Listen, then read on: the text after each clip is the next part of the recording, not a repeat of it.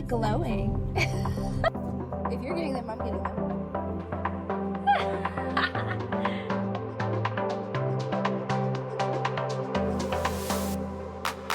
Hi, hello, and welcome to the Bookish Life. I'm Jess. And I'm Tori. And in today's episode, we're chatting Kindle Unlimited, all things Kindle Unlimited. Yeah. Yeah. Because I just did a video on it, so I was like, let's talk about it. Yeah, I know. I watched it today. Oh, did you? Mm-hmm. I don't think you commented. No, because I went to Christie's and then I stopped. Okay. Yeah. Okay. Just moved on to the next one. Not good enough. It's okay. No. But I only talked about what I have out on KU, but we're here to talk about just Kindle Unlimited in general, favorite authors, maybe part like what we really want to read on KU, and some underrated picks that you should check out. Yeah. You have had KU for a very long time. Yeah, I actually think I had it when it was like actually $6.99. It was $6.99? I think it used to be $6.99 like back in, I don't know, like 2014. Actually, I think I could probably look at like... You can. So my profile shows I've had it since 2019. So... Okay, hang on. I don't know how much it was, but I have had mine since 2019. It says on my page. What page? For I went to just manage your Kindle Unlimited membership under my like profile on Amazon. You know, like that page you can see everything you have ever checked out. Oh yeah. It says at the top of that. And for context, it is $11.99 today. Yeah. Which is not too bad considering that's like 2 cups of coffee, right? And you get... What coffee place are you going to? Like a Starbucks coffee? Maybe 3 cups of coffee then. I don't drink coffee, so. No. Isn't Starbucks coffee like $5? No, like my coffee is like $7 when I get mine. Oh, you mean it's more expensive than that? Yeah. Oh, I thought you were saying I was lowballing it. No. Shows how much I know. Okay, so that's like 1.5 cups of coffee at Starbucks, and you get so many books. Like pretty much every author I read is in Kindle Unlimited unless they're traditionally published. And even then, so many trad authors are being put in there by their publisher. Like Abby Jimenez is now in there, and she is killing it in the Kindle charts. So, okay, I don't think this is right because it says member since March 10th, 2017. Did you have a different Kindle account? I might have. And Amazon that's when account? that's Still, when that's I bought, 2 years longer than me. Yeah, that's when I bought my like my other Oh, Kindle. your Kindle. Yeah. Yeah. Interesting. I do miss Audible Escape, which is basically Kindle Unlimited for audiobooks. They quickly got rid of that, but... Oh, yeah, I never knew that was a thing because I never listened to audiobooks until like recently. It was so nice. Yeah. But then I think they lost so much money, so... I will say that if you read a lot, I think Kindle Unlimited would be really good for you though. For sure. You read like 2 books and you pay for itself because most ebooks now are $5.99. Yeah. Which they used to be... Yeah, like $3.99, $4.99, $5.99. Yeah. And they I think more authors are pricing it way higher. Yeah, lately. and I think they used to be like some books used to be like $2.99 or something like that. Yeah. And now I don't know if it's because of KU that they price it higher now, but I mean it's still cheaper than trad where it's like $11.99 for 1 ebook. So yep. Yeah. But like I read at least 2 books in KU a month, so it pays for itself. Yeah. But also with Kindle Unlimited though, if you have like the subscription and you download it in Kindle Unlimited, you can get the audiobook for like $7.49. So Whisper Sync. Yeah, so it definitely, like for someone who listens to more audiobooks, like I don't know if I read 2 Kindle books last month, but I definitely bought like audiobooks. the Whisper Sync audio for those Kindle Unlimited books. And sometimes they're like $2.99 for the audio. Yeah. You just have to look. So yeah, I think it's totally worth it. And especially people who are like saying that they can't afford to buy a ton of books a month. Kindle Unlimited, like we said, is like 1.5 cups of Starbucks coffee. So you can definitely, if you're buying Starbucks at least twice in a month, you can afford Kindle Unlimited. So yeah. And I really feel like even now compared to like in 2016, 2017, like back in those days, like 2014, 2015, I feel like Kindle was like Kindle Unlimited like authors were not as many. It was like very new authors. I think that now within the past like year, it's like everybody is in KU.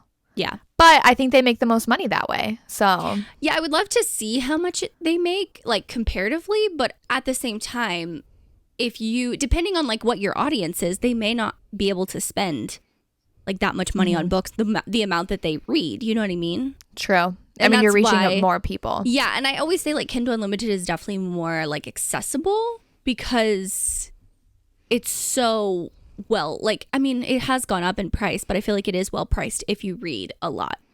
Oh, yeah. And I'd rather pay more if that means hopefully the authors are getting paid more. Yes. I mean, there's always that with Amazon. Yeah, there's a lot of stuff with Amazon, and a lot of people will be like, no, KU's so bad. And like, there's pros and cons to every single platform, right? Like, yeah, but I've seen a lot of authors even post on social media that like a majority of their income comes from KU page reads. yeah.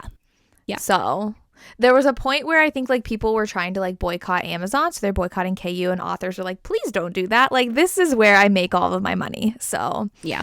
if you want to support authors, read. Even like just borrowing their book on release day helps their rank. So yeah.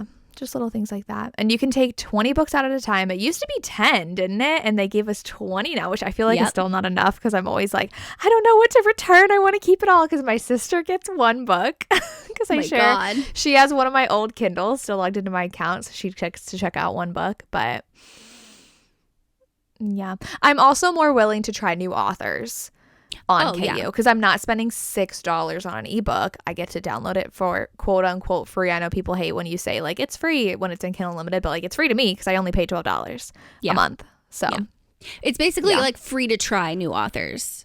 Because if you there's no risk. No, like if you already have Kindle Unlimited, like if you've had this subscription for a while and you know like the authors that you read, but you want to try something new and their books get put into Kindle Unlimited, or like you just have found someone you're like, oh, let me see if this is like my type of subgenre of romance, and you don't like it, then you didn't really waste any time. I mean, any money. Yeah. You just wasted your time. You just wasted your time. Yeah. I will say that some people think you have to have a Kindle, and you do not. You can read it on any device that you can just download the app on. So there are some people who don't have a Kindle that just read on their phone or their iPad. So, but I also have the app on my phone, iPad, and Kindle. I forgot the word Kindle.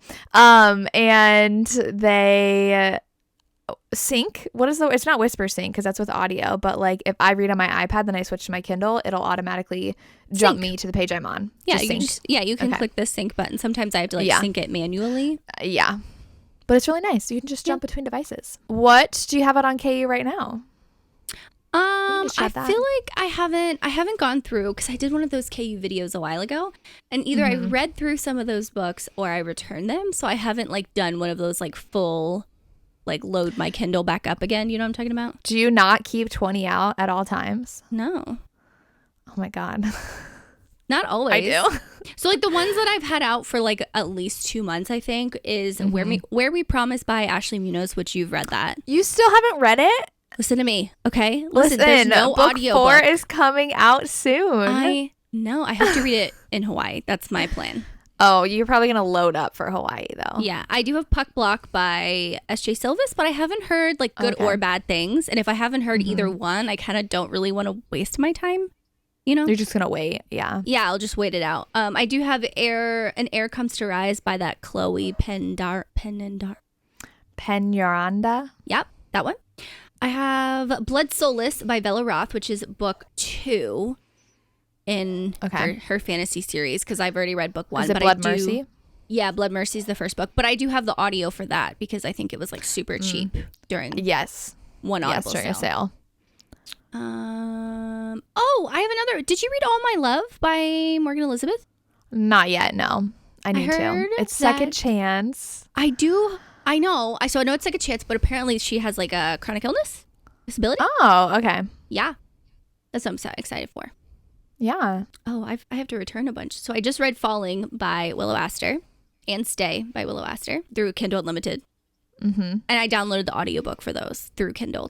Like when it was only $7.50. You read those? Yeah. Yeah. No, I listened to them. Those are good. I like Willow Astor. What do you have? Well, the one I'm reading right now, which because oh my God, I told Alexis the plot. I was like, you have to read this. She's like, it sounds good. I was like, oh, but it's Hwy Shoes. But you should still read it because you like Ivy Asher. So it's Killer of Mine by Alexis Grace. She's the daughter of a serial unaliver.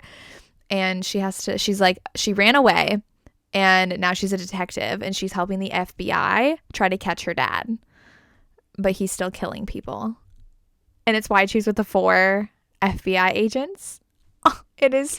I'm 25% in. I am obsessed. So like, okay, that doesn't seem like my cup of tea, but it does sound pretty good.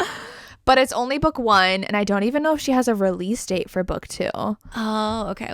Who told you? What patron told you about that? Adrian. Shout out to Adrian. Okay. She had said she didn't know what she was reading, so she might read it. And she's like, it's a Hwy Shoes like serial unalive daughter and FBI. I was like, excuse me? So I downloaded it and I started last night. Excuse me? Oh, did this just come out though?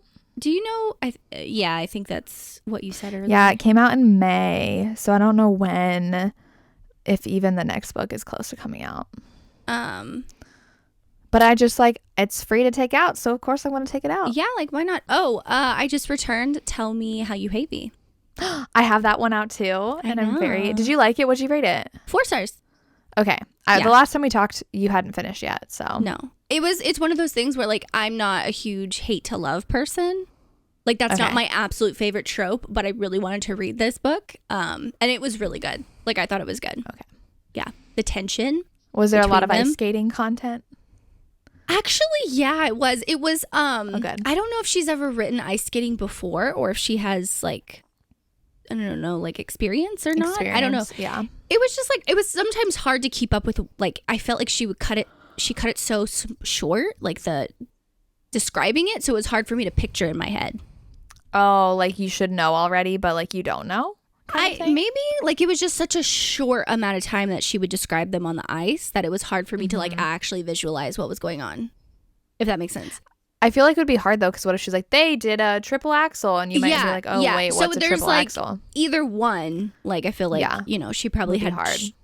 So that was my only like big critique with that one, and it being like super hate to love. Like they really did hate each other, and I was like, whoa. Well, that makes me excited. Yeah. Oh, I got A.L. Jackson's new book. I downloaded it on release day. Oh yeah, I have the e-arc of that, so. Oh, okay. I didn't need to. I did recently read on KU The Problem with Players by Brittany Cherry. Wasn't my absolute favorite from her. It's definitely not as angsty as what she used to write, but it does deal a lot with mental health. So, yeah, with both of them in its second chance. Ooh. You know what one someone messaged me about today is because I posted on my Instagram stories that I wanted to read more cozy mysteries and romantic suspense. And someone said that Bourbon and Lies by Victoria Wilder is like really good romantic suspense. So I'm very excited. Very interested. I love the art style on that cover. Yes, which is so different because she's always written small town and I think romantic suspense, but hers usually have like couples on the cover of like photography, like your normal small town kind of like Laura, like that kind of cover. But this one, I was like, that cover looks so cool, and like the color scheme of the cover just like feel like it fits the vibes so well. Yeah. And it's that's one I am very interested in because I also never read anything. You I know, wanting to read all these romantic suspense. You know what? Another book I have downloaded. It's the second book in that hockey series by Sloane St. James. Strong and really? Wild. Yeah. People said the series gets better. Yeah. So Reese is the hero and he has a 1-year contract. And I don't know who that is. I don't remember who that is either. There's a lot of spicy praise, degradation, angst, enemies to lovers, burst proximity. Oh my god, so much. Well, I don't have that many because I like I said. Oh, Love Unwritten. Oh, that's on KU? Yeah, it's with Bloom. She kept her ebook. Yeah. Rights. Okay. I mean, but I don't know why I would expect like the new stuff. Yeah. To not be there from her.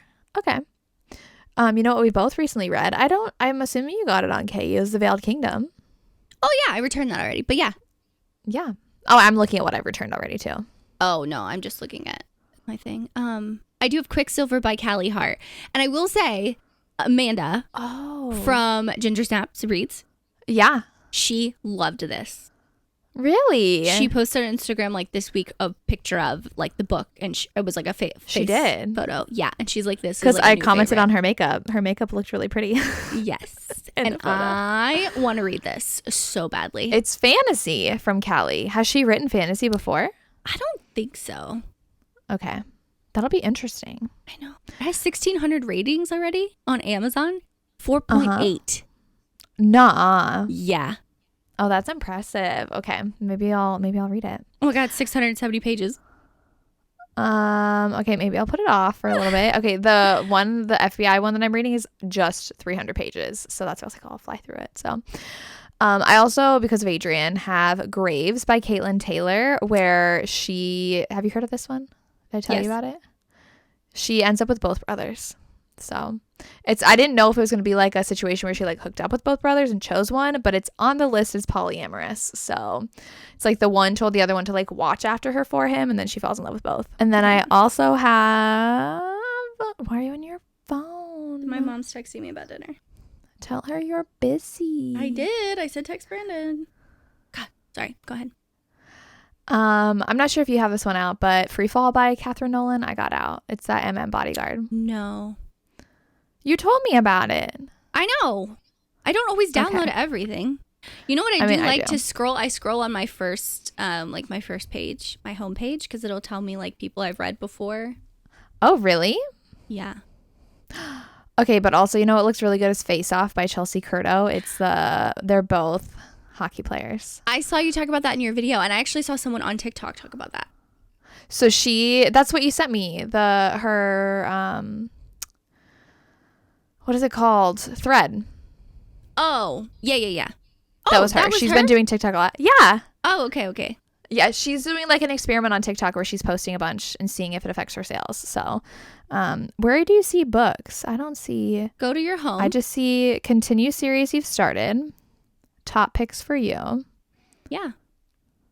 But these aren't all KU books. No, but some of them are because they have the KU at the top. Oh, Broken Beginnings by Clue Evans. You talked about that one too.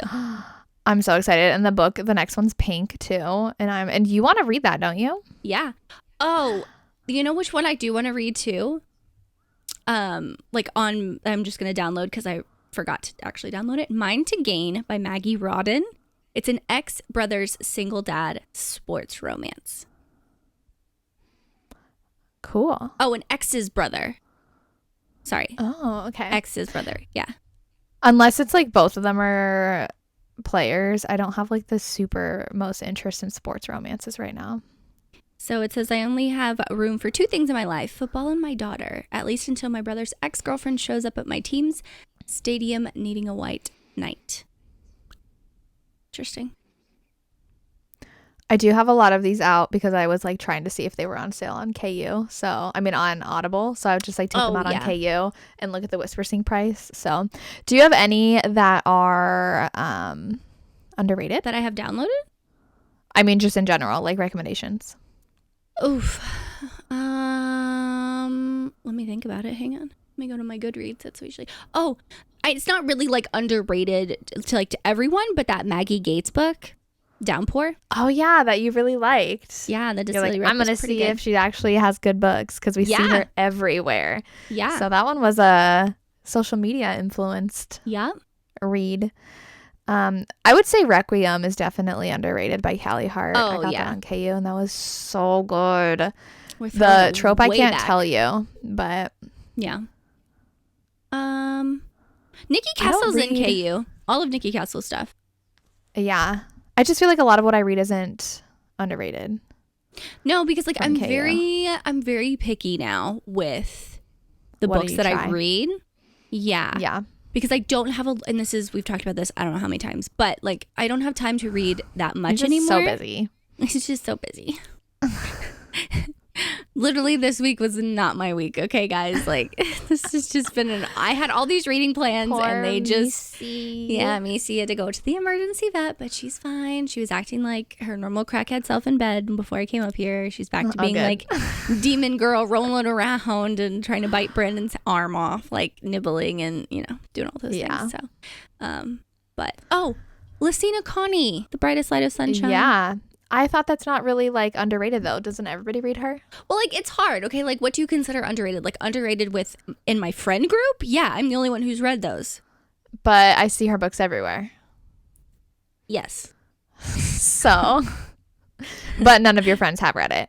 No. I do love Lulu more. Her new book comes out soon, but her baseball books, so good. The Third Baseman is my favorite so far. It's Second Chance. I didn't like that one.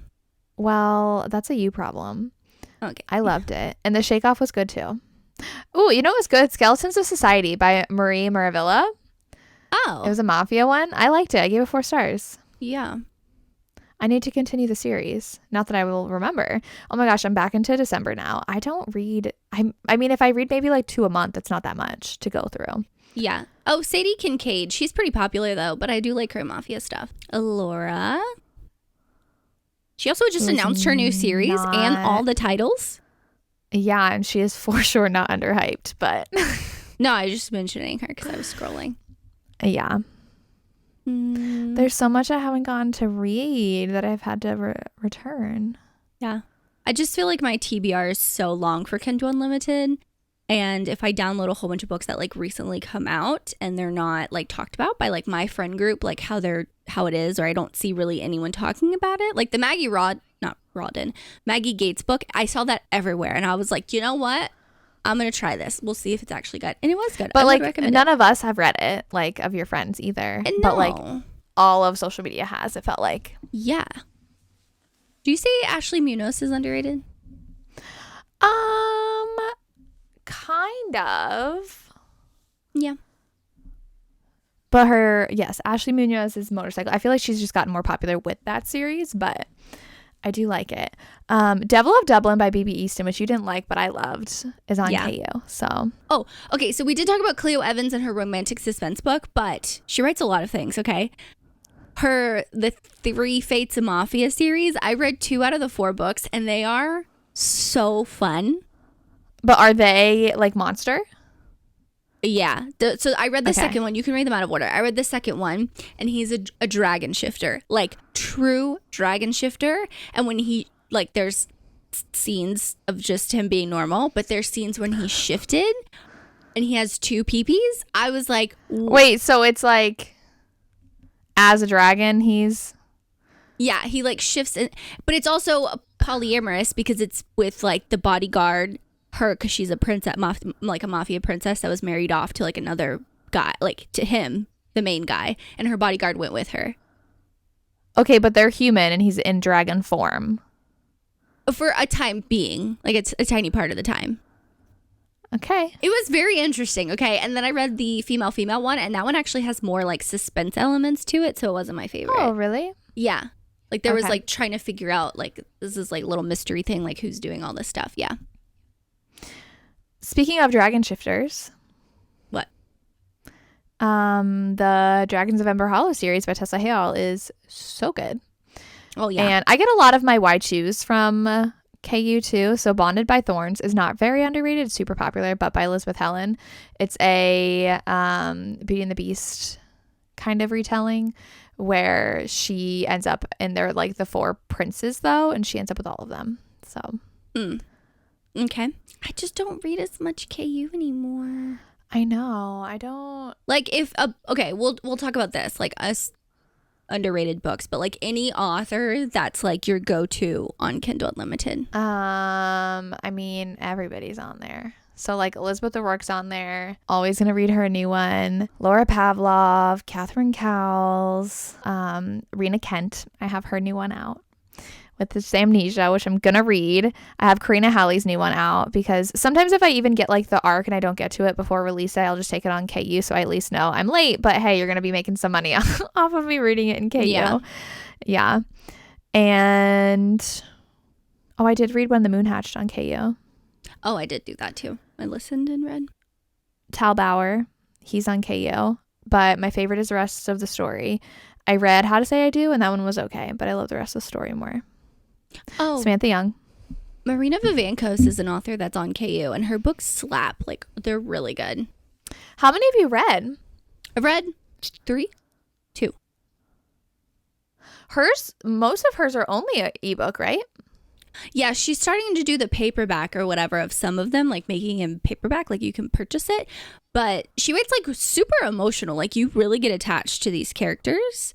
Yeah. So like one of them I read was more of like a coming of age story, not necessarily a like hard romance. So I was like expecting it to be one of the romances because I read one of her previous ones that was like romance, like but then I read that like wolf kind of shifter family, and that was really good. Like I was very invested in the whole family, and it's really good. I know Samantha recommends them a lot, but yeah, they're really good. I feel like what I read is either audiobook from the library or KU books that I also get as ARCs. So yeah, I don't always get them out of KU. Let me look.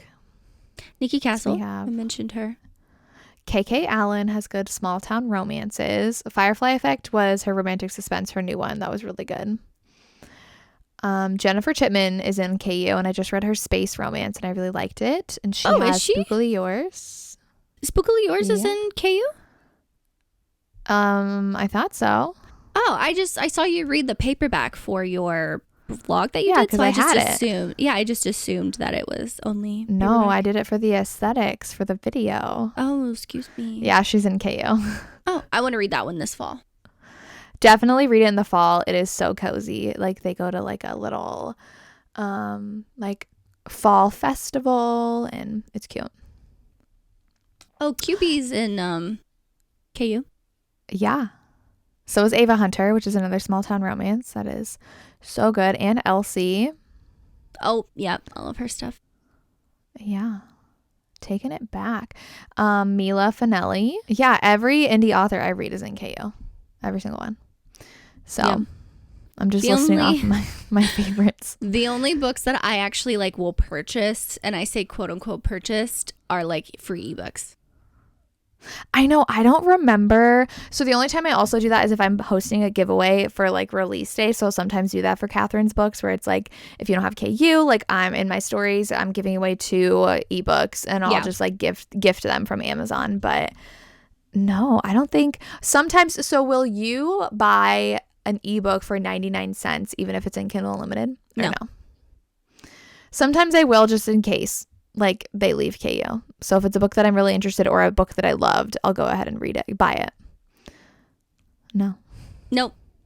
I get nervous. Like I bought a couple of free, because on my Patreon that I do this is that I go through every Monday. Sometimes Tuesday if Mondays are very Mondaying to me. But basically I go through all of the Kindle Unlimited, not Kindle Unlimited, the Kindle store like top free, and then I will go into like the romance, and then I'll go into like some of the subgenres of romance and see if I recognize any authors either I've read before or I like have heard other people talk about that I've heard that are good. So I got Sierra Simone has her, you know that novella series, The Awakening of Ivy Levold? Yeah. Isn't it Jane Eyre retellings? Oh, I don't know. But the audiobooks are on Hoopla, but that one was free, so I got that one. I got an Eva Chase like bind up of like 4 books for free. I don't know, Tempted by a King. It looked good. It was an MC romance, like a dark MC romance. What? Are you gonna read these? Maybe. But they're free. I'm gonna add them. Like, who knows? I might go. I know, but you know how they do that, like stuff your Kindle day. I don't think I've read a single one, and I downloaded like 20. Okay, to be fair, I download a lot.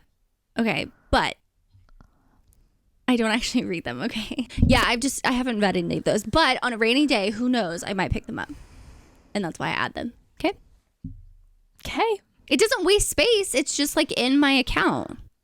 I am interested though, because like I don't want to start any fights, but like, is KU popular for different genres? Because I was going to say there's a lot of fantasy romance in there too, because you get to read a lot of fantasy romances in there. Like the Helen Schwarr, I think, was in there. I think Jess Wisecup, who's behind you, was in there. Yep. Anybody who's like indie fantasy romance does. And I'm like, are there a lot of like thriller authors that post to KU, or is it like strictly a romance? Well, like sometimes platform. When we go through like the top 100, right, we'll see some thrillers in the top 100, but they're not in KU. Correct. So like a lot of times they're part of like the Amazon First Reads, or they're just full price. Oh, except for Frida. Frida's in KU. But Frida also, I believe, started indie. So I don't know really? how common. I'm pretty sure. And I think that's why she has her rights. Correct me if I'm wrong. But I thought Frida started indie and then got popular and then got picked up. Because a couple of her books are like different formats because they're with different people. But like, is indie thriller publishing popular? Well, like if you search Kindle Unlimited, right, at the top it says romance, fantasy, thriller, mysteries, nonfiction, ebooks. So if I type thrillers, right, Kindle Unlimited thrillers. So they have Ashley Elston. Oh, Frida's the boyfriend, psychological thriller. Oh, How do you find KU on? I just phone? type Kindle Unlimited in Amazon.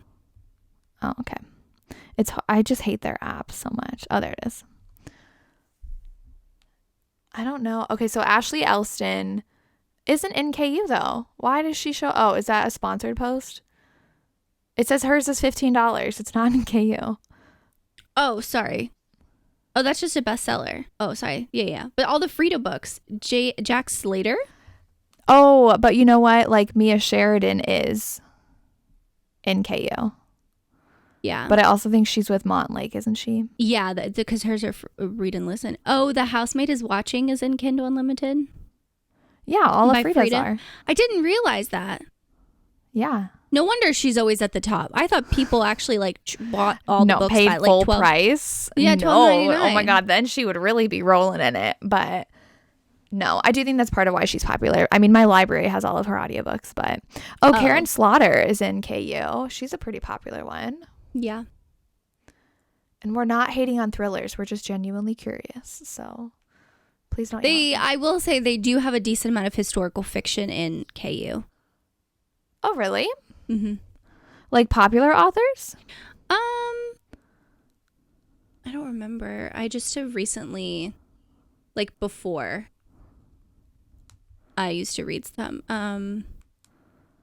It is annoying that Amazon does let trad publishers have both KU and wide. So if you didn't know, if an author's in KU, they're not allowed to sell their books on other ebook platforms. So like they're not allowed to be in iBooks, they're not allowed to be in Kobo and all those other ones.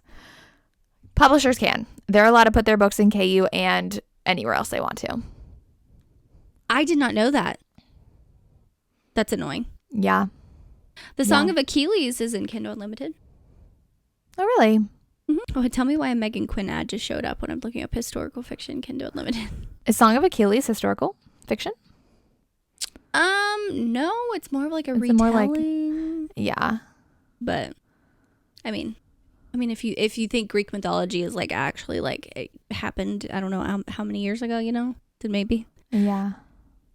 Yeah. I just feel like this is just such a big platform for romance that like I wonder how many other genre readers use it as much as romance readers. Well, like, you know what, like the evolution, right, of romance publishing. I feel like we could have like a whole podcast episode on this. But if you think about it, like what were like the 4 big romance publishers? Berkeley, Avon. When? Like, I don't know, 15 years ago, 10 years ago. I mean, like Atria was the one doing all of Colleen Hoover, and they definitely had more romance. Avon, Berkeley, like you said.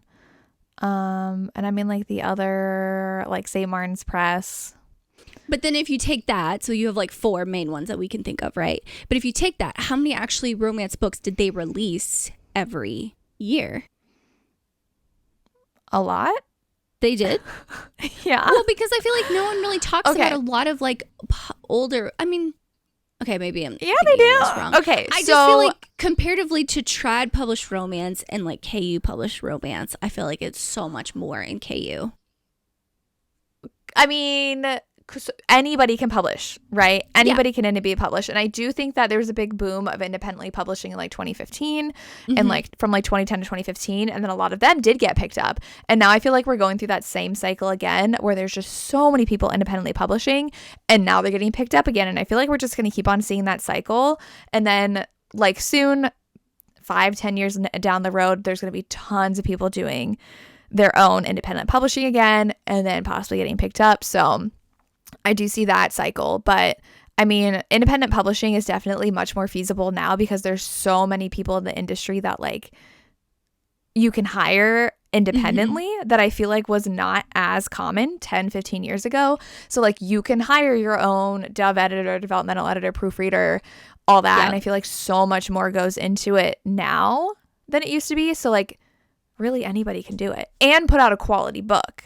So yeah, that's a lot of stigma that I've seen, like not so much anymore, but you still have those random comments and be like, oh, KU books are not that great. Like some of my all-time favorite books, I feel like you're using though KU as synonymous with indie, and that's not the case.